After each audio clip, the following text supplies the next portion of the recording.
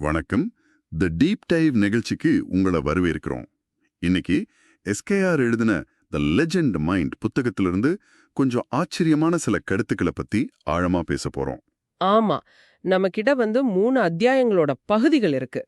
ஒன்னு ஒரு தனிப்பட்ட தாயத்தை பத்தி, ம், இன்னொன்னு ஒரு நாட்டோட அரசியலமைப்பு பத்தி, ம், மூணாவது குழந்தைங்கள பத்தி. கேட்கறதுக்கு ஒண்ணுக்கு சம்பந்தமே இல்லாம இருக்கு இல்லையா? அதுதான் இதுல இருக்கிற சுவாரஸ்யமே. ஒரு தாயத்து, ஒரு சட்ட புத்தகம், அப்புறம் குழந்தைகள், இது மூணையும் இணைக்கிற ஒரு நூல் என்னவா இருக்கும்? அதைத்தான் நாம இன்னைக்கு தேட போறோம். சரி, முதல்ல அந்த தாயத்திலிருந்தே ஆரம்பிக்கலாமா? கண்டிப்பா.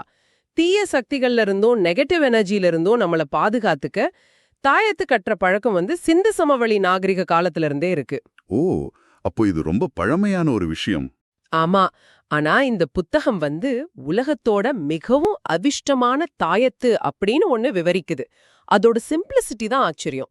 வெறும் 3 நாணயங்களை வச்சு இத செஞ்சிடலாமா? வெறும் 3 நாணயங்களா? அதுவும் ஒரு 5 ரூபாய் காயின், 2 1 ரூபாய் காயின்ஸ். இதுல அப்படி என்ன ஸ்பெஷல்? அதுக்கு பின்னால இருக்கிற குறியீடுகள்ல தான் மொத்த விஷயமும் இருக்கு. முதல்ல அந்த 5 ரூபாய் நாணயம். நியூமராலஜி படி 5 சமநிலைக்கான எண், பேலன்ஸ். பேலன்ஸ். ஆமா. அதை விட முக்கியமா இந்த உலகமும் நம்ம உடம்பு உருவான பஞ்சபூதங்களை குறிக்குது. நிலம், நீர், நெருப்பு, காற்று, ஆகாயம். இது ஒரு முழுமையோட சின்னம். சரி, 5 ரூபாய் நாணயத்தோட தத்துவம் புரியுது. ஆனா அந்த 2 1 ரூபாய் நாணயங்கள், அதுலயும் ஒன்னு பழைய காயின், இன்னொன்னு புது காயின் ஒரு கண்டிஷன் வர. நீங்க கரெக்டா ஒரு பாயிண்ட்டுக்கு வரீங்க. புத்தகம் இதுக்கு இன்னும் ஆழமான ஒரு விளக்கத்தை கொடுக்குது. அந்த பழைய 1 ரூபாய் நாணயம் நாம இதுவரைக்கும் சந்திச்ச எல்லா நெகட்டிவ் விஷயங்களையும் குறிக்குதாம். ஓ, நம்மளோட கடந்த காலம் கஷ்டங்கள் மாதிரி. ஆமா. கணிதத்துல சொல்ற மாதிரி எல்லா நெகட்டிவ் நம்பர்ஸோட ஒரு தொகுப்பு. அதே நேரம் அந்த புத்தம் புது 1 ரூபாய் நாணயம் எதிர்காலத்துல வரப்போற எல்லா பாசிட்டிவ் விஷயங்களையும் குறிக்குது. அப்போ இது நல்லது, கெட்டது, இன்பம், துன்பம் ரெண்டையும் ஏத்துக்கிற ஒரு மனநிலையை உருவாக்குறதுக்கான முயற்சி. மிகச் சரியா சொன்னீங்க. வாழ்க்கையோட யதார்த்தமே அதுதானே. இதுக்கு ஒரு புராண கதையோட சாயலும் இருக்கு. அப்படியா? என்ன அது? அந்த புது நாணயம் செல்வத்தோட தெய்வம் லக்ஷ்மி. பழைய நாணயம் அவங்களோட அக்கா, துரதிர்ஷ்டத்தோட தெய்வமான ஆலக்ஷ்மி. ஓஹோ. செல்வம் நிலையானது இல்ல. அது நம்ம கிட்ட வரதும் லக்ஷ்மி, நம்மள விட்டு போறதும் ஆலக்ஷ்மி, இயல்பு. இந்த 2 சக்திகளையும் ஒரு பேலன்ஸ்ல வைக்கிறது தான் இந்த தாயத்தோட நோக்கம். கேட்கவே ரொம்ப அழகா இருக்கு. ஆனா இது ஒரு நம்பிக்கையா இருந்தாலும் இதுக்கு பின்னால ஏதாவது சைக்கலாஜிக்கல் காரணம் இருக்கா? அது ஒரு முக்கியமான கேள்வி. புத்தகம் இத ஆன்மீக பார்வையில தான் சொல்லுது. ஆனா சைக்கலாஜிக்கலா பார்த்தா ஒரு பொருள் மேல நாம வைக்கிற நம்பிக்கை நம்ம எண்ணங்களை ஒருமுகப்படுத்த உதவுது. ஒரு ஃபோக்கஸ் பாயிண்ட் மாதிரி. ஆமா. இந்த தாயத்து வாழ்க்கையில இன்பமும் துன்பமும் சகஜம், நான் 2யும் சமமா எதிர்கொள்வேன்னு நமக்கு நாமே ஞாபகப்படுத்திக்கிற ஒரு கருவி. அந்த மன உறுதியே ஒரு பெரிய பாசிட்டிவ் எனர்ஜி தானே. உண்மைதான். சரி, இந்த எண்களை பத்தி பேசும்போது 5 1 1 இத கூட்டினா 7 வருது. அதுக்கு ஏதாவது அர்த்தம் இருக்கா? நாட்கள், வானவில்லோட 7 நிறங்கள். சரி சரி, அது மட்டும் இல்ல. 3 நாணயங்களை பயன்படுத்துறதால 3ங்கிற எண்ணும் அதிர்ஷ்டம். அப்புறம் நாணயங்களோட வட்ட வடிவம், அது பூஜ்யத்தை குறிக்குது. பூஜ்யம்னா வெறுமை இல்ல, ஒரு உயர்ந்த குருவோட அறிவுன்னு இந்த ஆதாரம் சொல்லுது. கேட்கவே பிரமிப்பா இருக்கு. சரி, இதை யாராவது செய்யணும்னா அதோட வழிமுறையெல்லாம் ரொம்ப கஷ்டமா இருக்குமா? இல்ல, ரொம்ப சிம்பிள் தான். ஆனா சில ஸ்டெப்ஸ் ஃபாலோ பண்ணணும்.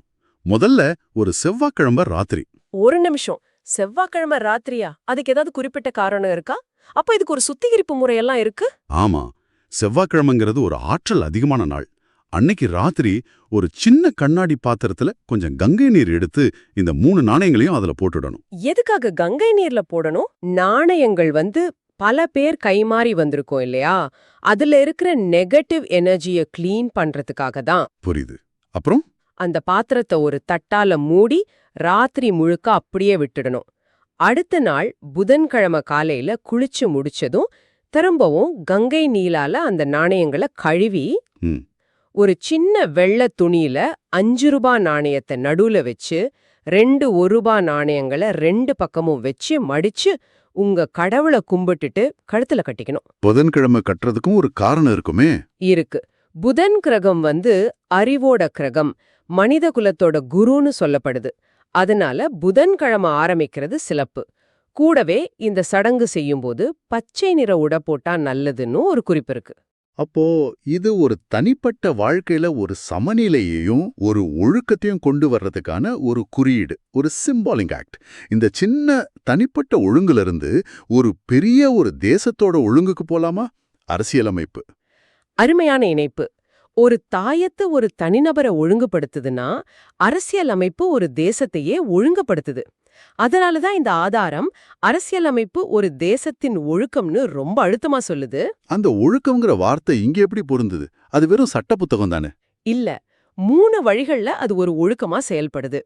முதல் விஷயம், அது அதிகாரத்தை வரையறுத்து கட்டுப்படுத்துது. பவரை லிமிட் பண்ணுதா? ஆமா, ஒரு தேசத்துல யார்கிட்டயும் எல்லை இல்லாத அதிகாரம் இருக்கக்கூடாது. இருந்தா அது சர்வாதிகாரத்துல முடியும். இந்திய அரசியலமைப்பு அதிகாரத்தை 3ஆ பிரிக்குது. சட்டம் இயற்றும் சட்டமன்றம், அதை செயல்படுத்துற நிர்வாகம், சட்டத்துக்கு விளக்கம் சொல்ற நீதித்துறை. அதிகார பகிர்வு. ஆமா, ஆனா அது மட்டும் போதாது. செக்ஸ் அண்ட் பேலன்சஸ்னு சொல்ற சரிபார்க்கும் அமைப்பும் வேணும். உன்னோட அதிகாரத்தை இன்னொன்னு கேள்வி கேட்கணும். இது ஒரு 3 முனைப்போட்டி மாதிரி. எந்த ஒரு டீமும் முழுசா ஜெயிக்க முடியாத ஒரு கேம். இதுக்கு ஒரு உதாரணம் சொல்ல முடியுமா? சிம்பிளா சொல்லலாம். சட்டமன்றம் ஒரு சட்டத்தை கொண்டு வருதுன்னு வச்சுக்கோங்க. அது மக்களோட அடிப்படை உரிமைகளை பறிக்கிற மாதிரி இருந்தா, நீதித்துறை தலையிட்டு இந்த சட்டம் செல்லாதுன்னு சொல்ல முடியும். ஓ, அப்போ நீதித்துறை சட்டமன்றத்தோட பவரை செக் பண்ணுதா? கரெக்ட். இதுதான் அதிகார துஷ்பிரயோகத்தை தடுக்கிற ஒரு அடிப்படை ஒழுங்கு, ஒரு சேஃப்டி நெட். தெளிவா புரியுது. 2வது வழி என்ன? ரெண்டாவதா, ஒரு தேசத்துக்கு ஒழுங்கையும் ஒரு அடையாளத்தையும் அது உருவாக்குது. ஒரு நாட்டோட எல்லைகள் என்ன, யார் அதோட குடிமக்கள், நாட்டோட கொள்கைகள் என்ன, ஜனநாயகம், மதச்சார்பின்மை, சமத்துவம், இதெல்லாத்தையும் அரசியலமைப்பு தான் சொல்லுது. சரி. சமூகத்துல மாற்றங்கள் தேவைப்படும்போது அது வன்முறை மூலமா நடக்காம தேர்தல், நாடாளுமன்ற விவாதம் மாதிரி அமைதியான வழிகள்ல நடக்கணும்னு அது வழிகாட்டுது. 3வது அம்சம் குடிமக்களுக்கும் அரசுக்கும் உள்ள உறவை பத்தினதா இருக்கும்னு நினைக்கிறேன். நீங்க சொல்றது சரிதான். இது ஒரு டூ-வே ஸ்ட்ரீட். ஒரு பக்கம் பேச்சுரிமை, எழுத்துரிமை மாதிரி அடிப்படை உரிமைகளை நமக்கு கொடுத்து அரசோட அதிகாரத்துக்கு ஒரு எல்லையை போடுது. அதே சமயம் குடிமக்களோட கடமைகளையும் சொல்லுது இல்லையா? ஆமா, சட்டத்துக்கு கீழ்ப்படுகிறது, நேர்மையா வரி கட்டுறது மாதிரி நம்ம கடமைகளையும் அது சொல்லுது. அதனால அரசியல் அமைப்ப ஒழுக்கம்னு சொல்றது 100க்கு 100 சரி. அதுதான் ஒரு நாட்டை குழப்பம், அராஜகத்துல விழாம காப்பாத்துற ஒரு கண்ணுக்கு தெரியாத கயிறு. சரி. இப்ப நாம தனிப்பட்ட ஒழுங்குக்கான தாயத்தையும் தேசிய ஒழுங்குக்கான அரசியலமைப்பையும் பார்த்துட்டோம். அரசியலமைப்பு ஒரு நாட்டோட எலும்புக்கூடு மாதிரி. அதுக்கு உயிர் கொடுக்கறது யாரு? அதோட மக்கள், குறிப்பா அதோட குழந்தைகள். நம்மளோட 3வது கருத்துக்கு இப்ப வரலாம். குழந்தைகள் தேசத்தின் விதைகள். ஆமா, இந்த உருவகம் ரொம்ப பவர்ஃபுல்லானது. ஒரு சின்ன விதைக்குள்ள ஒரு பெரிய ஆலமரம் ஒளிஞ்சிருக்கிற மாதிரி ஒவ்வொரு குழந்தைக்குள்ளேயும் ஒரு தேசத்தோட எதிர்காலமே இருக்குன்னு இந்த ஆதாரம் சொல்லுது. இந்த 3 டாபிக்ல என்ன ரொம்ப யோசிக்க வச்சது இந்த குழந்தைகள் தேசத்தின் விதைகள்ங்கிற உருவகம்தான். இது வெறும் கவிதை இல்ல, இதுல பெரிய பொருளாதார உண்மைகளும் இருக்கணும்னு தோணுது. முற்றிலும் உண்மை. ஒரு விதை நல்லா முளைச்சு வளரணும்னா அதுக்கு நல்ல மண்ணு, தண்ணி, சூரிய ஒளி எல்லாம் தேவை. அதே மாதிரி ஒரு குழந்தை ஒரு நல்ல குடிமகனா வளரணும்னா அவனுக்கு அன்பு, கல்வி, ஊட்டச்சத்து, வாய்ப்புகள் தேவை. இதெல்லாம் கிடைக்காதப்போ அந்த விதை மொழையிலேயே கருகிடும். இந்த சிந்தனை புதுசில்ல. பண்டைய கிரீஸ்ல பிளேட்டோல இருந்து நம்ம முதல் பிரதமர் நேரு வரைக்கும் எல்லாரும் இத பத்தி பேசியிருக்காங்க. நேரு சொல்லுது, குழந்தைகள் ஒரு தோட்டத்தில் உள்ள மொட்டுகளைப் போன்றவர்கள் இல்லையா? ஆமா, அவர்களை கவனமாகவும் அன்பாகவும் வளர்க்க வேண்டும், ஏனெனில் அவர்களே நாட்டின் எதிர்காலம்னு சொன்னார். சரி, உணர்வுபூர்வமா இது ஓகே. ஆனா பொருளாதார ரீதியா இது எப்படி ஒரு நாட்டுக்கு உதவுது? இது உணர்வுபூர்வமான விஷயத்தை விட ஒரு நாட்டோட மிக முக்கியமான எக்கனாமிக் பாலிசி. நோபல் பரிசு வாங்கின பொருளாதார நிபுணர் ஜேம்ஸ் ஹெக்மேனோட ஹியூமன் கேபிட்டல் தியரிய இந்த ஆதாரம் குறிப்பிடுது. அது என்ன சொல்லுது? அதன்படி குழந்தைகளோட ஆரம்பகால வளர்ச்சியில நாம முதலீடு செய்யற ஒவ்வொரு ரூபாயும் பிற்காலத்துல அந்த சமூகத்துக்கு பல மடங்கு லாபத்தை கொடுக்கும். இப்படி நல்ல கல்வி, ஆரோக்கியத்தோட வளர்ற குழந்தைகள் பிற்காலத்துல அதிகமா சம்பாதிப்பாங்க, ஆரோக்கியமா இருப்பாங்க, குற்றச்செயல்கள்ல குறைவா பங்கேற்பாங்க. இது நாட்டோட ஒட்டுமொத்த உற்பத்தி திறனை அதிகப்படுத்தும். இதுதான் டெமோகிராஃபிக் டிவிடெண்ட்னு சொல்ற விஷயத்தோட கனெக்ட் ஆகுதா? மிக மிக நெருக்கமா கனெக்ட் ஆகுது. ஒரு நாட்டுல உழைக்கும் வயதுல இருக்கிற இளைஞர்கள் அதிகமா இருந்தா அதுதான் டெமோகிராஃபிக் டிவிடெண்ட். அந்த இளைஞர் சக்தி ஒரு பெரிய பொருளாதார இன்ஜின் மாதிரி. ஆனா அந்த இன்ஜினுக்கு எரிபொருள் வேணுமே, அதாவது கல்வியும் திறமையும். கரெக்ட். அது கொடுக்கப்படலன்னா அந்த டிவிடெண்ட் ஒரு டெமோகிராஃபிக் டிசாஸ்டரா மாறிடும். வேலையில்லாத விரக்தியான இளைஞர்கள் அதிகமா இருக்கிறது ஒரு நாட்டுக்கு ரொம்ப அபாயகரமானது. நிஜத்துல இந்த விதைகளுக்கு நிறைய அச்சுறுத்தல்கள் இருக்கு. எல்லா விதைகளும் மரமாகறது இல்ல. ஆமா, உலக அளவுல 149 மில்லியன் 5 வயதுக்குட்பட்ட குழந்தைகள் ஊட்டச்சத்து குறைபாட்டால வளர்ச்சி குன்றி இருக்காங்க. 250 மில்லியன் குழந்தைகள் ஸ்கூலுக்கு போக முடியல. வறுமை, சுரண்டல், போர், காலநிலை மாற்றம்னு நிறைய சவால்கள் இருக்கு. அப்போ ஒரு நல்ல தோட்டக்காரனா ஒரு நாடு என்ன செய்யணும்? என்ன தீர்வுகள்? தெளிவான தீர்வுகள் இருக்கு. ஆரம்பகால குழந்தை பருவ வளர்ச்சிக்கு முக்கியத்துவம் கொடுக்கணும். எல்லோருக்கும் சமமான தரமான கல்வி கிடைக்கணும். உடல் நலம், மனநல ஆதரவு கிடைக்கணும். முக்கியமா குழந்தைகள் வளர ஒரு பாதுகாப்பான குடும்பச் சூழல் வேணும். இந்த வழியில வெற்றி பெற்ற நாடுகள் ஏதாவது இருக்கா? சில சிறந்த உதாரணங்கள் இருக்கு.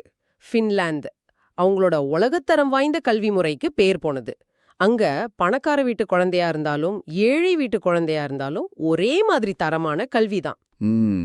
ருவாண்டா 1994 இனப்படுகொலைக்குப் பிறகு குழந்தைங்களோட பாதுகாப்புக்கும் கல்விக்கும் முன்னுரிமை கொடுத்து இன்னைக்கு ஆப்பிரிக்காவோட வளர்ந்து வர்ற நாடுகள்ல ஒன்னா இருக்கு. கோஸ்டரிக்கா உதாரணம் ரொம்ப இன்ட்ரெஸ்டிங்கா இருக்குமே. ஆமா, அதுதான் மிகச்சிறந்த உதாரணம். 1948ல கோஸ்டாரிக்கா தங்களோட ராணுவத்தையே கலைச்சிட்டாங்க. ராணுவத்தையேவா? ஆமா, அந்த பணத்தை முழுசா கல்விக்கும் சுகாதாரத்துக்கும் சுற்றுச்சூழலுக்கும் திருப்பினாங்க. இன்னைக்கு அவங்க லத்தீன் அமெரிக்காவிலேயே ரொம்ப நிலையான மகிழ்ச்சியான நாடுகள்ல ஒன்னா இருக்காங்க. அவங்க விதைகளை சரியா கவனிச்சுக்கிட்டாங்க. அப்படியானால் நாம் இன்னைக்கு பார்த்த 3 கருத்துக்களையும் இப்ப இணைச்சு பார்க்கலாம். தனிப்பட்ட சமநிலைக்கான ஒரு தாயத்து, ஒரு தேசத்தின் ஒழுக்கத்துக்கான அரசியலமைப்பு, அப்புறம் அதோட எதிர்காலத்துக்கான முதலீடா குழந்தைகள். ஆமா, ஒரு தனி நபரோட அக ஒழுக்கம் தாயத்து, ஒரு தேசத்தோட புற ஒழுக்கத்தை அரசியலமைப்ப உருவாக்குது. அந்த ஒழுக்கமான தேசம்தான் தன்னோட எதிர்காலமான குழந்தைகளை சரியா வளர்க்கும். இது ஒரு சங்கிலி தொடர் மாதிரி. இது நம்ம எல்லாரும் சிந்திக்க வேண்டிய ஒரு முக்கியமான கேள்வியை எழுப்புது. நாம ஒரு தனிப்பட்ட நம்பிக்கை, ஒரு தேசிய கட்டமைப்பு, அப்புறம் ஒரு சமூக முதலீடு பத்தி பேசணும். சம்பந்தமே இல்லாத மாதிரி தெரிஞ்ச இந்த விஷயங்களை இந்த ஆதாரம் இணைக்குது. இப்ப நீங்க சிந்திக்க வேண்டிய ஒரு கேள்வி இதுதான். உங்க சொந்த வாழ்க்கையில நீங்க ஃபாலோ பண்ற சின்ன சின்ன தனிப்பட்ட ஒழுக்கங்களும் நம்பிக்கைகளும் நீங்க வாழ்ற சமூகத்தோட பெரிய ஒழுக்கங்களையும் விதிகளையும் எப்படி பிரதிபலிக்குது அல்லது எப்படி வடிவமைக்குது? உங்க சட்டப்பையில இருக்கிற தனிப்பட்ட தாயத்து உங்க நாட்டோட அரசியலமைப்ப எங்க எப்படி சந்திக்குது? இத பத்தி யோசிச்சு பாருங்க.